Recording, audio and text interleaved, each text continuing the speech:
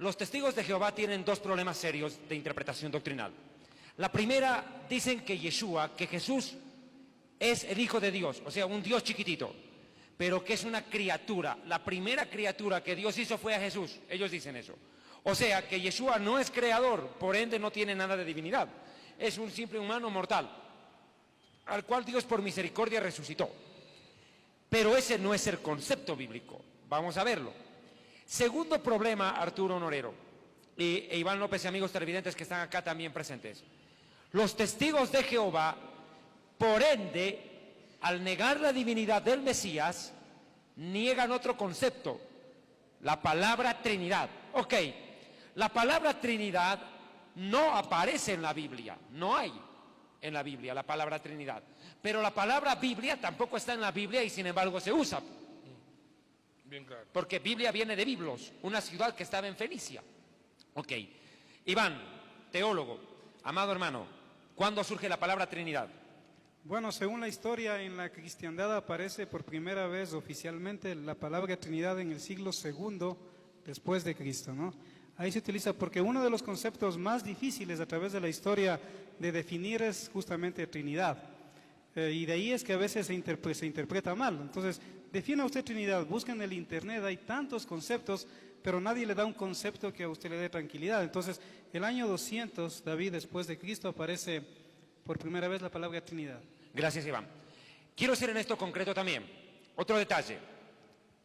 No solamente los testigos de Jehová están negando la palabra Trinidad. Niegan que exista una manifestación de un Padre, de un Hijo y de un Ruach HaKodesh, un Espíritu Santo. Lo niegan. Los primeros en negar son los judíos, mi pueblo. Qué curioso. Pese a que yo ayer explicaba el significado de la palabra Ejad, que aparece en Deuteronomio 6:4, escucha Israel, el Señor nuestro Dios, el Señor uno es. Esa palabra uno es significa unidad compuesta. Explicaba brevemente que la tarde y la mañana formaron un día. Dejará el hombre a su padre y a su madre, se unirá a su mujer y los dos son uno. Vea, los dos son uno. Así también el Padre y yo, uno somos. Vea, unidad. Ok, el judaísmo ortodoxo niega una manifestación trina, pero otro grupo que también está cayendo en el mismo error. ¿Quiénes? Los falsos judíos mesiánicos. Mire, mucho evangélico se está queriendo volver al judaísmo, de eso ya hicimos programas al respecto. Y profesando ser sabios se hacen necios. Están negando conceptos básicos de la fe. Por acercarse a los judíos ortodoxos se están apartando de la revelación de Dios. Y eso es gravísimo. Bien, para ellos.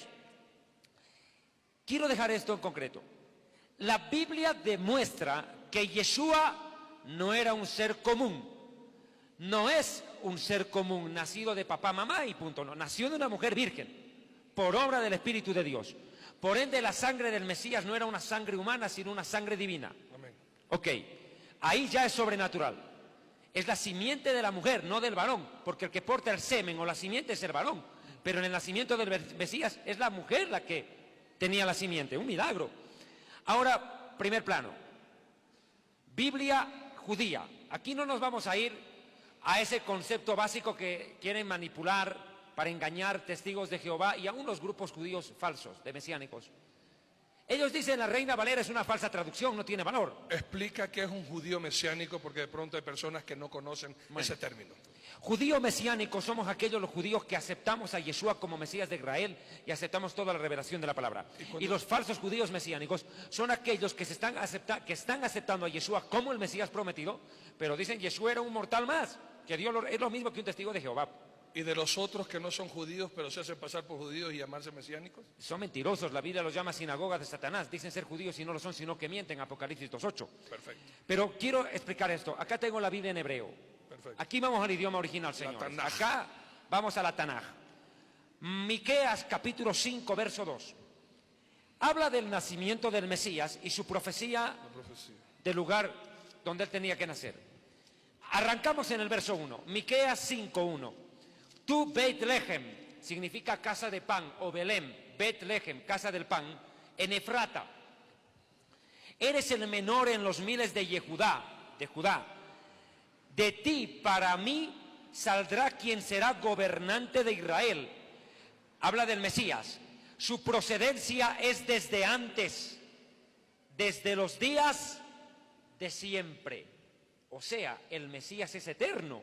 Amén que sí, ahí está. Cuando uno entra al concepto de un Mesías eterno, por ende, no es creado, es creador.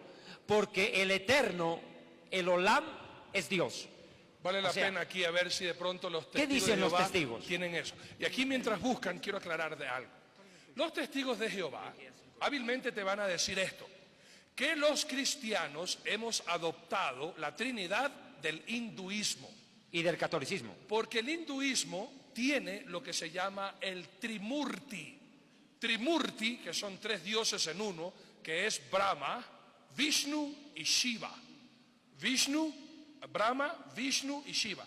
Vishnu es el que de pronto usted conoce, que es un gordo sentado, que también tiene aquí el lunar en el centro y que parece mujer y usted no puede diferenciar entre Shiva y Vishnu. Pues eso es el Trimurti, los tres dioses, y de ellos salen los más de 300 millones de dioses que ellos tienen. Solamente quiero que entiendas algo. Satanás es un hábil mentiroso que le gusta copiar las cosas originales de Dios para confundir a la gente. David. Bien, la traducción de los testigos de Jehová es una contradicción a su propia doctrina. Escuche por qué, se contradicen, escuche. Miqueas 5:2 dice, y tú, oh Belén Éfrata, el demasiado pequeño para llegar a estar entre los miles de Judá, de ti me saldrá aquel que ha de llegar a ser gobernante en Israel, cuyo origen es de tiempos tempranos, desde los días de tiempo, escuche, indefinido.